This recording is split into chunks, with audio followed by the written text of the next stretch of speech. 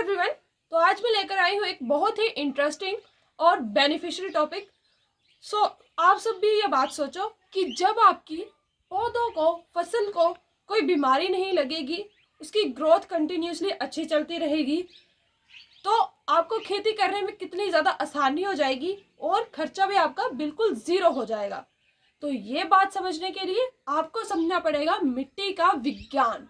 तो मिट्टी का विज्ञान क्या होता है, उसके गुणधर्म क्या होते हैं, गुणवत्ता क्या होती है। अगर आप ये सारी चीज़ें समझ गए कि मिट्टी को किन तत्वों की ज़रूरत है और किन तत्वों की नहीं है, उसे क्या देना चाहिए और क्या नहीं देना चाहिए, तो ये सारी चीज़ें आपको मैं बताने वाली हूँ, ताकि आप भी अगर खेती करना चाहते हो या आप भी खेती कर रहे हैं तो आप इन चीज़ों को फॉलो करके और कुछ चीज़ों को ना फॉलो करके आप अपनी मिट्टी के गुणधर्म को भी बढ़ा सकते हो और खेती करने के तरीके को आसान भी कर सकते हो।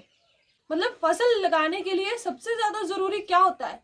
सबसे पहले ज़रूरी होता है मिट्टी, जो हमारी धरती माता होती है, तभी तो उसे माँ के समान समझा जाता है। अगर हमारी मिट्टी की गुणवत्ता अच्छी होगी, मिट्टी उपजाऊ होगी, मिट्टी में हर एक तत्व अच्छे से प्रेजेंट होगा, तो हमारी फसल एक नंबर बढ़िया फसल निकलेगी। तो यही चीज पहले समझना जरूरी है कि आज मैं ये टॉपिक लेकर आई हूँ। तो चलो देरी न करते हुए टॉपिक को स्टार्ट करते हैं। तो हम समझना चाहते हैं मिट्टी का विज्ञान। तो मिट्टी का विज्ञान हम तभी समझ सकते हैं जब हमें पता होगा कि मिट्टी की गुणवत्ता को मापने के लिए कौन कौन से मापक होते हैं। तो यहाँ पर मैंने लिखा है गुणवत्ता को मापने के लिए 7 मापक होते हैं। टोटली इसमें कितने मापक होते हैं? 7 मापक होते हैं। तो वो कौन कौन से होते हैं? सबसे पहले जो हमारा पॉइंट आ जाता है वो है कि पोषक तत्वों को पकड़ कर रखने की क्षमता। देखो, जब कोई हमने क्या दिया, कोई पौष्टिक तत्व दिया अपने पौधे को, आज हमने दिए, अगर वो कल तक रहे ही ना तो क्या फायदा होगा उन पोषक तत्वों को देने का? फिर तो हमारे कितना ज्यादा खर्चा ही बढ़ जाएगा। एक दिन दिए, दूसरे दिन वो नहीं है, फिर हमें देना पड़ेगा, मतलब हमें वो डेली डेली देने पड़ेंगे, तो इससे हमारा कितना ज्यादा खर्चा हो जाएगा।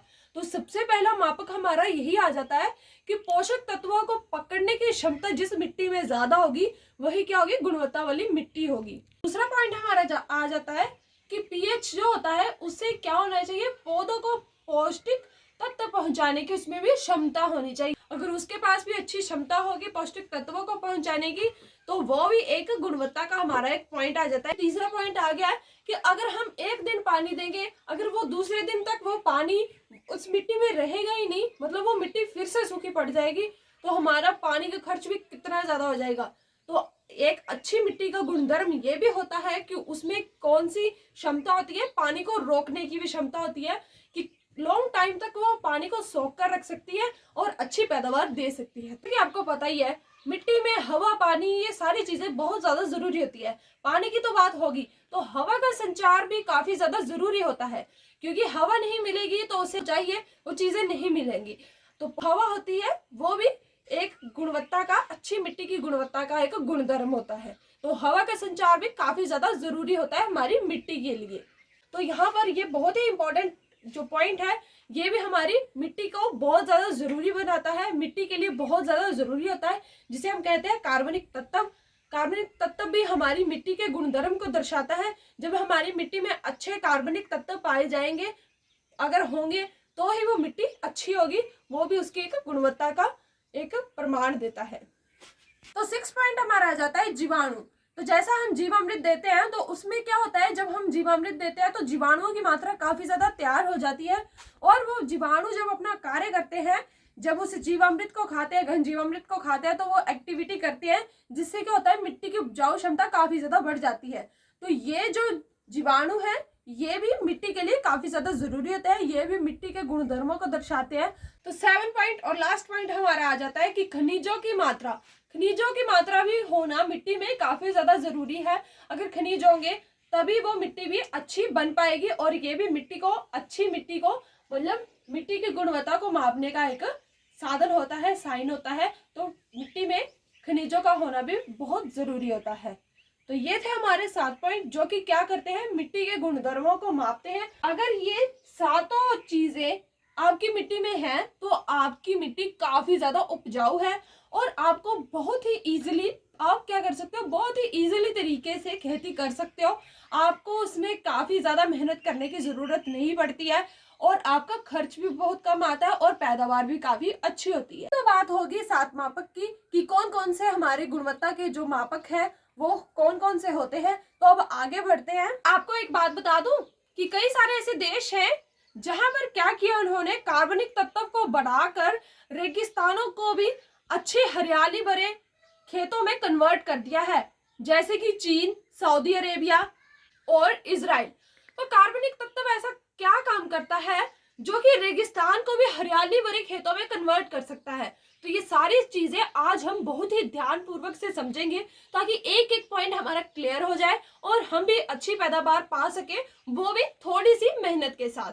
समझते हैं वो चीज कैसे कर सकते हैं हम। इसके लिए पहले साइंस को समझना पड़ेगा, क्योंकि हर एक चीज के पीछे साइंस भी होती है, विज्ञान भी होता है। तो आज हम यही समझ रहे हैं कि मिट्टी का विज्ञान है क्या आखिरकार।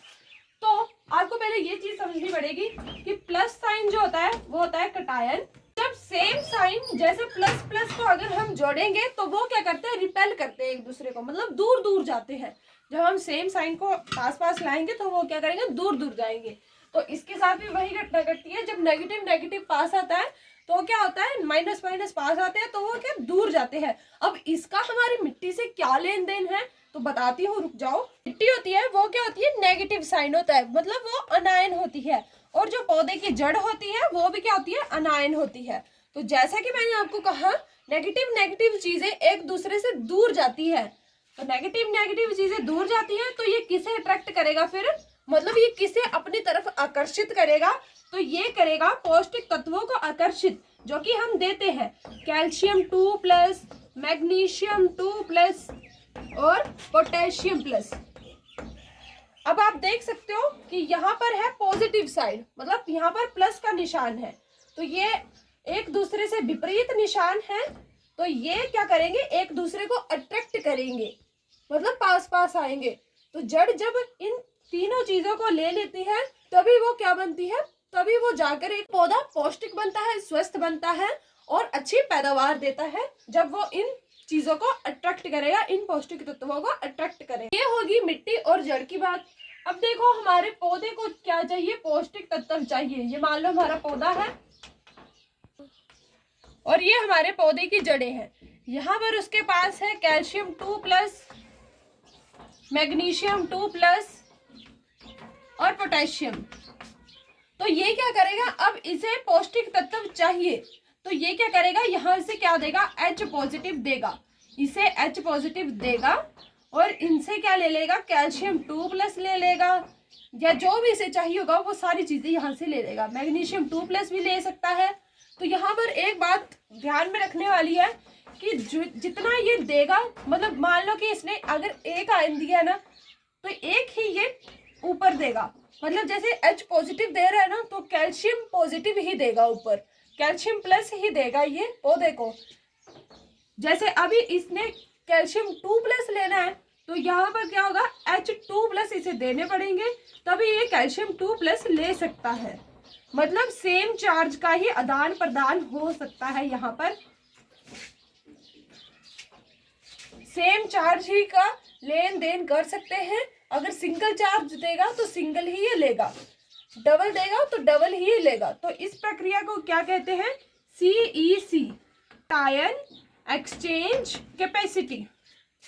मतलब इन्होंने क्या किया, अगर यहाँ से इसे चाहिए 2 कैल्शियम तो ये क्या करेगा, 2 ही H+ देगा और 2 कैल्शियम ले लेगा। अगर इसे चाहिए 2 मैग्नीशियम तो 2 देगा और 2 ही ले लेगा। मैं आपको क्या बताया था कि कार्बनिक तत्व होते हैं, आपकी मिट्टी में भी है, वो हमारी मिट्टी में भी है, बट वो लो मात्रा में है, कम मात्रा में है। तो वो कार्बनिक तत्व क्या करते हैं, इन कार्बनिक तत्वों का क्या कार्य होता है, ये क्या करते हैं, जो भी हमारे पौष्टिक तत्व होते हैं जो हमारी जड़ों को चाहिए होते हैं उनको क्या करता है, उनको लेता है यहाँ से। मान लो हमने कोई पौष्टिक तत्व दिया है तो वो क्या करेगा, कार्बनिक तत्व इसे लेगा और कहाँ ले जाएगा, फिर पौधे की जड़ के पास। इसने क्या किया, पौष्टिक तत्व जो हमने दिए उनको उठाया और सीधा ले गया जड़ के पास। फिर जड़ के पास ले गया तो जड़ ने उसे ले लिया और फिर क्या होगा, हमारा पौधा जो है हेल्दी हो जाएगा। फिर अगर पौधे को वो पौष्टिक तत्व चाहिए होंगे, वो क्या करेगा, H पॉजिटिव देगा और यहाँ से वो पौष्टिक तत्व ले लेगा। तो यहाँ पर मेन रोल आपको किसका लग रहा है? मुझे तो कार्बन का लग रहा है। अगर कार्बन पौष्टिक तत्वों को पकड़ेगा नहीं तो वो पकड़कर जड़ों को देगा नहीं, अगर जड़ों को देगा नहीं तो पौधे तक वो तत्व पहुंचेंगे नहीं और हमारा पौधा जो है वो मर जाएगा। तो यहाँ पर सबसे बड़ा रोल किसका है? कार्बन का। तो अब आप कार्बन को किस तरह से अपनी मिट्टी में बढ़ा सकते हो? हमारी मिट्टी में कार्बन है बट वो काफी ज्यादा लो मात्रा में है। क्यों है? क्योंकि हमने उसे खत्म कर दिया है। तो यहाँ पर कुछ स्टेप्स ऐसे हैं जो आपको फॉलो करने हैं और नहीं, कुछ फॉलो करने हैं और कुछ फॉलो नहीं करने हैं। तो जो फॉलो करने वाले हैं वो मैं आपको बता दूं और अनफॉलो करने वाले वो भी मैं आपको बता देती हूँ। फॉलो करने वाला है कि आपको क्या करना है, जीवामृत का प्रयोग करना है। तो जीवामृत आपके लिए अब नई बात नहीं है, वो काफी ज्यादा पुरानी बात हो गई है।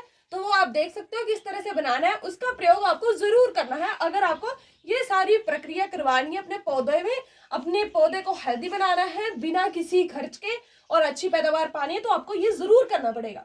तो सबसे पहले आपको जीवामृत का प्रयोग करना पड़ेगा। और यहाँ पर फॉलो न करने वाली बात आ जाती है कि आपको गहरी जुताई नहीं करनी है, ये बिल्कुल भी नहीं करनी है। बस आपने 3-4 इंच तक ही जुताई करनी है, ये नहीं कि बहुत ही गहरी गहरी जुताई करवा ली। क्योंकि मैंने आपको क्या कहा कि आपकी मिट्टी में कार्बन प्रेजेंट है। अगर आप गहरी जुताई करवाओगे तो वो कार्बन बाहर आ जाता है, फिर वो मर जाता है।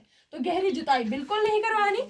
और दूसरी फॉलो करने वाली बात क्या है कि जो आपकी फसल के अवशेष होते हैं उनको आपने क्या करना है, अच्छा धन के लिए प्रयोग करना है, मल्चिंग के लिए, use as a mulching, waste material of crops.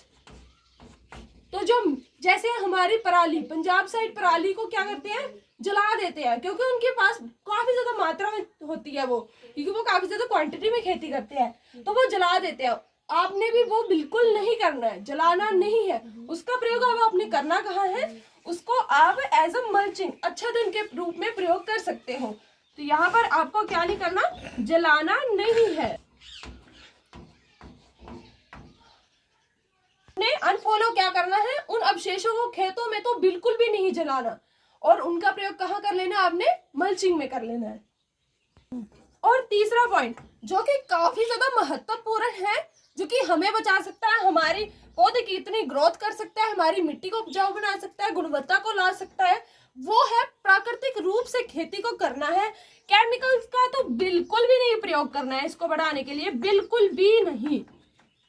अगर आप सोचोगे कि हमने कार्बन को बढ़ाना है तो हम क्या कर रहे हैं कि केमिकल को ऊपर से डाल दे और कार्बन की मात्रा ज्यादा कर दे, तो ऐसा आपको बिल्कुल भी नहीं करना है। नेचुरल तरीके से आपको क्या करना पड़ेगा, कार्बन को बढ़ाना पड़ेगा, तभी वो अच्छे से कार्य करके पौष्टिक तत्वों को पौधे तक पहुंचा पाएगा।